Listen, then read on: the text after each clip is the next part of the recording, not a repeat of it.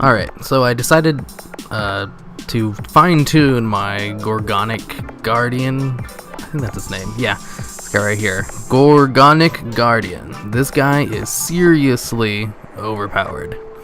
Like crazy so. And I found the best way to bring him out is with a Chrono deck, or OO parts, or the Chronos, from which I'm going to name it. Because Crystal Skull and I forget the other one, he's in here somewhere, but the other level 3 rock type OO part guy, he can single-handedly bring out the Gorgonic Guardian by himself, which is awesome, but makes it really good. And the card itself, it's a spell speed 2 effect, which means it's like an effect dealer you can use at any time as long as he's on the field, and you can chain it to other effects since it's spell speed 2. So if your opponent's going to activate an effect, you can just activate Gorgonic Guardian's effect to negate its effect and put its attack at 0. That is crazy overpowered, and it's awesome. So here's a play against Noble Knights. I completely destroy him. Oh yeah, this card right here, Gorgonic Gargoyle. It's the only card of the archetype that's actually good, because you can just normal summon it out when you normal summon a rock type monster, which all these cards are. So he's going to activate his effect, and it's negated, and he has 0 attack. And then I MST one of his face downs because I have another one. Simply destroy the other one. Play it safe. Gorgonic Guardian. But this card right here, you have to destroy him twice in order to destroy him. So I use his effect once to bring him to 0. Use it again to destroy him. And then I just attack over him to actually destroy him to get over this. And there's really no way he can come back with the second one out.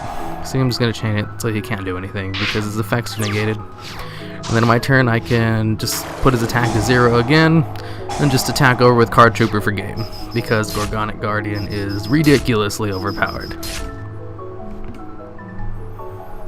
Of course, the only way for a deck to be competitive is to have at least one overpowered card in there.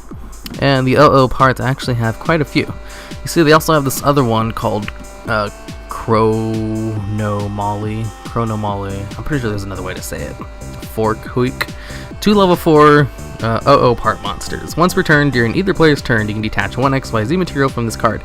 Then target 1 face-up monster your opponent controls. That attack becomes 0 until the end phase. You can tribute 1 Chrono monster, then target 1 monster your opponent controls whose attack is different from its original attack and destroy that target. So this card basically is just like Chrono Guardian, except not as OP. Chrono Guardian's effect also negates their effect, but this one just reduces attack to 0, which is still really freaking amazing to reduce your opponent's attack to 0 on a spell speed 2 effect. And it just requires 2 level 4 Chrono monsters, and the Chrono monsters aren't half bad. Oh, this is the one I was talking about. OO parts Crystal Bone. If your opponent controls a monster and you control no monsters, you can special summon this card from your hand. When you do, you can special summon 1 Chrono monster from your hand or graveyard except this card. And Crystal Skull is basically a searcher as long as you have a Chrono monster phase up on the field, which is awesome. Crystal Skull is good, this card's good, this card's good, Golden Shuttle is good. Reptilian Vasky isn't really needed. I just have it in here just in case, because all those monsters at 0 attack, this card is actually really good on its own, because it's just a once per turn you can destroy one face-up monster your opponent controls. Yeah, that's a really good effect, and her attack is pretty nice. And let me go through the deck. 1 Reptilian, triple Golden Shuttle, triple Nebradisc, triple Crystal Bone, triple Gorgonic Gargoyle. That way you can go into a Gorgonic Guardian on your first turn, easy. Triple Crystal Skull. You need to have a Chrono monster on the field in order to use this card's effect, which kind of sucks. That's why you can't just go into a straight level 3 monster deck, and you need to actually add in some more Chrono cards. That way you can actually use Crystal Skull's effect. 1 Grand Mole, because Grand Mole's awesome. He's a level 3 rock type monster, which fulfills the goal of Chrono Guardian, and he's good on his own. Card Trooper isn't really needed.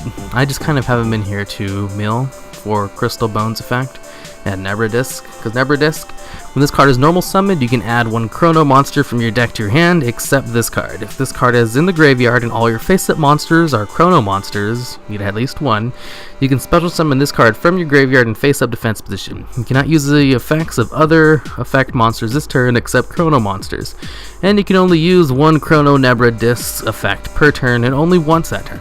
So basically, it's like a Dragon Ruler effect where you can just activate it anytime you want while it's in the graveyard.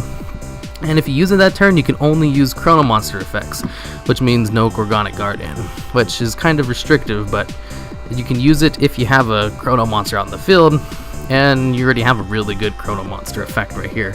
Plus, the other ones aren't half bad. There's also this one right here, because Golden Shuttle, because you can still use his effect if you use Never Disc, to increase both their levels by 1 to go to level 5, and this card's pretty good if you reduce their attack to 0. This card gains attack equal to the difference, so basically it would gain attack equal to their attack, and then you inflict damage to your opponent equal to the amount that they had a difference from. So, say your opponent has 2,000 attack monster. Use this card's effect. You deal 2,000 points of damage to your opponent, and this card gains 2,000 attack. Really good. Plus, they're all light type monsters, so Pelidias.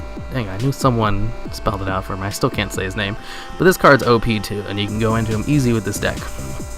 And, of course, Chronotic Guardian, who's super OP on his own. This deck has some promise. I haven't really fine-tuned it yet, though, seeing as I have a whole bunch of random crap in here. But it's not half bad. Also, their field spell card's pretty good. Banish one Chrono Monster from their graveyard to special summon a Chrono Monster of their same level. That's a really good effect. And he can be searched out with...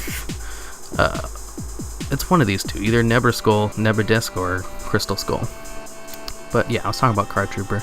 Yeah, because there's a whole bunch of cards I can activate in the grave. Never Disc and Crystal Bones, it needs cards in the grave. Max C and double Effect Filler, that's because I didn't really know what else to do. Everything else is just like filler, my favorite spells and traps.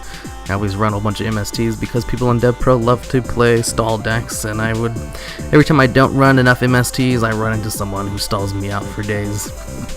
And side deck is just stuff I was trying out that didn't really work. Burst Revival, yeah, that was in an earlier version. All the other extra deck cards, Shark Knight is OP, Beelzebub is OP, and you can go into both of them, but they're just generic rank 4s. And Downed Magician, if Gorgonic Guardian runs out of XYZ materials, you can just pop this girl down on top of her, I'm pretty sure Gorgonic Guardian's a girl too. Yeah, you can just throw this one down on top of it during main phase 2, that way you have a Piercer. And Zenmite just in case, and Chrono Crystal, it's another level 3 Chrono monster, just in case you're locked out of other monster effects due to Never Disc. So you can just still bring this card out, and it's not half bad. It's not the best level 3 card in the world, but it's also not bad. I think that's it.